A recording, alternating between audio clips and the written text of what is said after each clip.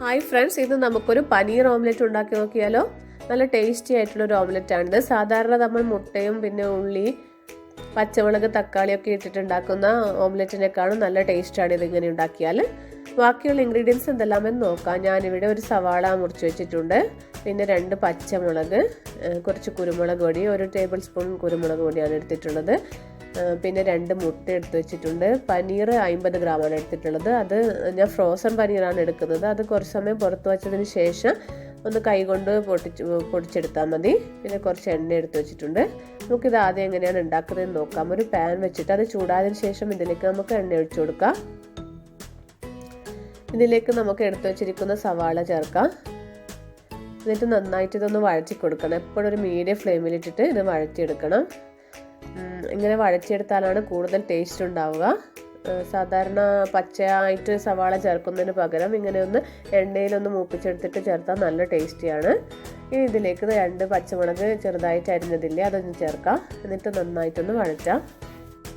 എപ്പോഴും ഉള്ളിയും പച്ചമുളകൊക്കെ വഴറ്റുമ്പോൾ ഒരു മീഡിയം ഫ്ലെയിമിൽ ഇട്ടിട്ട് ചെയ്യുന്നതാണ് നല്ലത്. അല്ലെങ്കിൽ ഇത് പെട്ടെന്ന് കരിഞ്ഞു പോയിട്ട് അതിൻ്റെ മണമൊക്കെ മാറും. അതുകൊണ്ട് എപ്പോഴും മീഡിയം ഫ്ലെയിമിൽ ഇട്ടിട്ട് വേണം ചെയ്യാനായിട്ട്. ഈ ഉള്ളിയും പച്ചമുളകും ചെറുതായിട്ടൊന്ന് വഴന്നു വന്നിട്ടുണ്ട്. ഇനി ഇതിലേക്ക് എടുത്തു വച്ചിരിക്കുന്ന പനീർ ചേർക്കാം. 50 ഗ്രാം പനീറാണ് എടുത്തിട്ടുള്ളത്. അതായത് 2 മുട്ടയാണ് ഞാനിവിടെ എടുക്കുന്നത്. അതുകൊണ്ടാണ് 50 ഗ്രാം പനീർ എടുത്തിട്ടുള്ളത്. നിങ്ങൾ ഇപ്പോൾ മുട്ടയുടെ എണ്ണം കൂടുന്നതനുസരിച്ച് പനീറിൻ്റെ അളവും കൂട്ടണം കേട്ടോ. ഇതിലേക്ക് ഇത് ചേർത്തിട്ട് ഒന്ന് നന്നായിട്ട് വഴറ്റിയെടുക്കണം. പനീറിന് അധികം വേവൊന്നുമില്ല, അതുകൊണ്ട് ഒരു 2-3 മിനിറ്റ് ഇത് കുക്ക് ചെയ്തെടുത്താൽ മതിയാവും.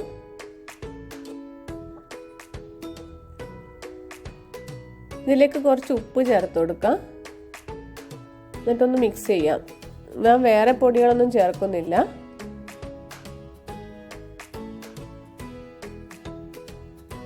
ഇതിലേക്ക് കുറച്ച് മല്ലിയില ചേർത്ത് കൊടുക്കാം. നിങ്ങൾക്ക് വേണമെങ്കിൽ കറിവേപ്പില മുറിച്ചിട്ടും ചേർത്ത് കൊടുക്കാം. ഞാനിപ്പോൾ മല്ലിയിലയാണ് എടുക്കുന്നത്. ഇതൊന്ന് നന്നായിട്ട് മിക്സ് ചെയ്ത് കൊടുക്കാം. ഇവിടെ പനീറൊക്കെ നന്നായിട്ട് വെന്തിട്ടുണ്ട്. ഒരു 2-3 മിനിറ്റ് വഴറ്റുമ്പോൾ തന്നെ പനീർ റെഡി ആയിട്ടുണ്ട്. ഇനി നമുക്ക് സ്റ്റൗ ഓഫ് ചെയ്തിട്ട് ഇതൊന്ന് തണുക്കാൻ വെക്കാം. ഇനി നമുക്ക് ഓംലെറ്റ് ഉണ്ടാക്കാൻ തുടങ്ങാം. ഞാനൊരു ബൗൾ എടുത്തിട്ട് അതിലേക്ക് 2 മുട്ട പൊട്ടിച്ചൊഴിക്കുന്നുണ്ട്.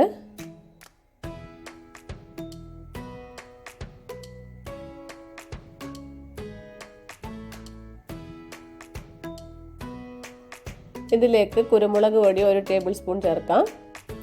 കുരുമുളകിൻ്റെ അളവ് നിങ്ങളുടെ എരിവിനനുസരിച്ച് മാറ്റം വരുത്താം കേട്ടോ. പിന്നെ കുറച്ച് ഉപ്പ് ചേർത്ത് കൊടുത്തിട്ട് നന്നായിട്ട് ഇത് മിക്സ് ചെയ്തെടുക്കാം.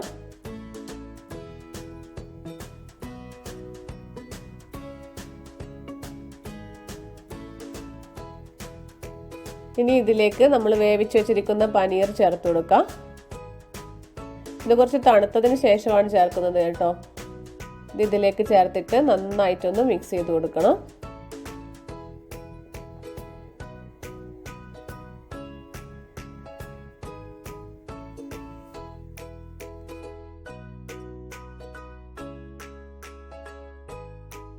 പനീർ മുട്ട മിക്സ് ഇവിടെ റെഡി ആയിട്ടുണ്ട്. നമുക്കിനി ഓംലെറ്റ് ഉണ്ടാക്കാൻ തുടങ്ങാം. ഞാനിവിടെ സ്റ്റൗവിലൊരു പാൻ വെച്ചിട്ടുണ്ട്. അത് ചൂടായി വന്നതിന് ശേഷം കുറച്ച് എണ്ണ ഒഴിച്ചു കൊടുക്കുന്നുണ്ട്.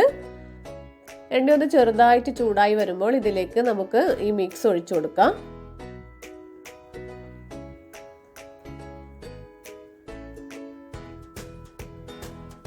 ഇനി ഇത് സ്പൂൺ കൊണ്ട് നന്നായിട്ടൊന്ന് പരത്തി കൊടുക്കണം.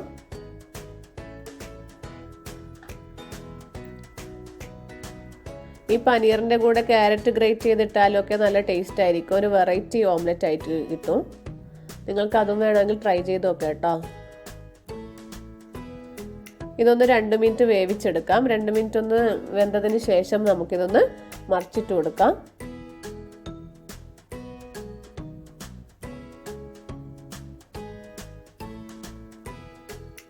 രണ്ട് വശവും നന്നായിട്ട് വെന്തിട്ടുണ്ട്. അങ്ങനെ നമ്മുടെ പനീർ ഓംലെറ്റ് ഇവിടെ റെഡി ആയിട്ടുണ്ട്. നല്ല ഹെൽത്തി ആയിട്ടുള്ളൊരു ഫുഡാണിത്. കുട്ടികൾക്കൊക്കെ വണ്ണം കൂടാനായിട്ടൊക്കെ ഇതിങ്ങനെ ഉണ്ടാക്കി കൊടുത്താൽ നല്ലതാണ്. എന്തായാലും കുട്ടികൾക്ക് ഇഷ്ടമാവും. നല്ലൊരു ടേസ്റ്റാണ് ഇതിന്. സാധാരണ ഓംലെറ്റിനേക്കാളും നല്ല വെറൈറ്റി ആയിട്ടുള്ളൊരു ഓംലെറ്റാണിത്. തീർച്ചയായും നിങ്ങളിത് ട്രൈ ചെയ്ത് നോക്കുക കേട്ടോ. വളരെ എളുപ്പത്തിൽ നമുക്ക് ഉണ്ടാക്കിയെടുക്കാൻ പറ്റുമല്ലോ. എന്നിട്ട് നിങ്ങളുടെ അഭിപ്രായമൊക്കെ അറിയിക്കണം കേട്ടോ. പുതിയൊരു റെസിപ്പിയുമായിട്ട് വീണ്ടും കാണാം. Thank you.